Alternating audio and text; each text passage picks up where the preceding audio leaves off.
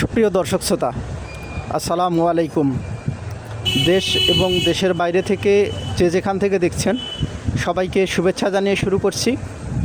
সুপ্রিয় দর্শক শ্রোতা, আজকে অত্যন্ত গুরুত্বপূর্ণ একটি বিষয় আপনাদের সঙ্গে শেয়ার করার উদ্দেশ্যে এই ভিডিওটি করছি। আমার এই ছোট্ট খামারে আজকে একটি গরুর শরীরের তাপমাত্রা তুলনামূলক অনেক কমে গেছে, সুতরাং 100 এর নিচে নেমে যায়। তো এখন আমি কি ট্রিটমেন্ট দিচ্ছি সেসব আপনাদের সঙ্গে শেয়ার করার উদ্দেশ্যে এই ভিডিওটি করছি। আপনারা অবশ্যই সম্পূর্ণ ভিডিওটি দেখবেন এবং খামার সম্পর্কিত বিভিন্ন তথ্য পেতে উদ্যোক্তা বিডি ইউটিউব চ্যানেল এবং ফেসবুক পেজটি ফলো দিয়ে রাখবেন।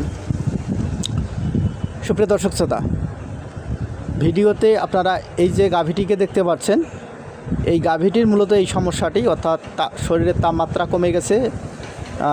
আমি যখন এসে দেখলাম যে গরুটি একটু কম খাচ্ছে, এরপরে দুই কানে হাত দিয়ে দেখি যে কান ঠান্ডা হয়ে গেছে।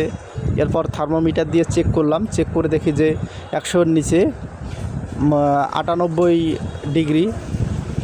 তো এরকম তাপমাত্রা থাকার ফলে যেটি হয় যে গরুর কিন্তু খুব মারাত্মক একটা ক্ষতি হয়ে যেতে পারে, অর্থাৎ অনেক সময় গরু তাপমাত্রা কমে যাওয়ার কারণে স্ট্রোক করে মারাও যেতে পারে, এরকম ঘটনা ঘটে। তো এরকম যদি হয় কারো, তাহলে হচ্ছে যে দ্রুত চিকিৎসকের পরামর্শ আপনারা গ্রহণ করবেন।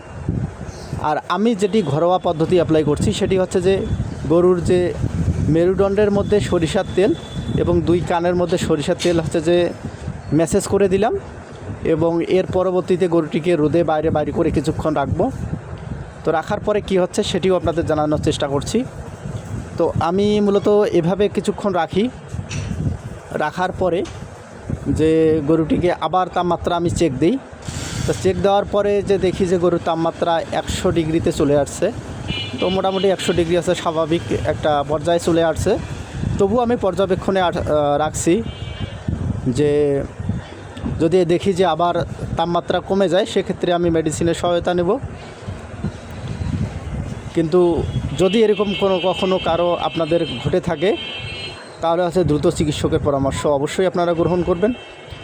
আর এটাকে আমি এর আগে সিদ্ধান্ত গ্রহণ করেছিলাম যে আগামীকালকে থেকে AD3, ক্যাটাফস, অ্যামাইনোভেট এই ইঞ্জেকশনগুলো আমি প্রদান করব। কিন্তু মনে হচ্ছে যে খুব দ্রুত প্রদান করতে হবে, অর্থাৎ এগুলো প্রদান করলে গরুর শরীরের তাপমাত্রা দ্রুত বৃদ্ধি পায়। তো আপাতত আমি এভাবেই একটু পর্যবেক্ষণে রাখছি, যে দেখি কি হয়। আবার চেক করব আমি রাতের দিকে, যদি দেখি তাপমাত্রা কমে গেছে তাহলে রাতের মধ্যেই আমি এসব ইঞ্জেকশন প্রদান করব। তো সুপ্রিয় দর্শক শ্রোতা, আজ এ পর্যন্তই। আপনারা সকলে ভালো থাকবেন, সুস্থ থাকবেন। আল্লাহ হাফেজ।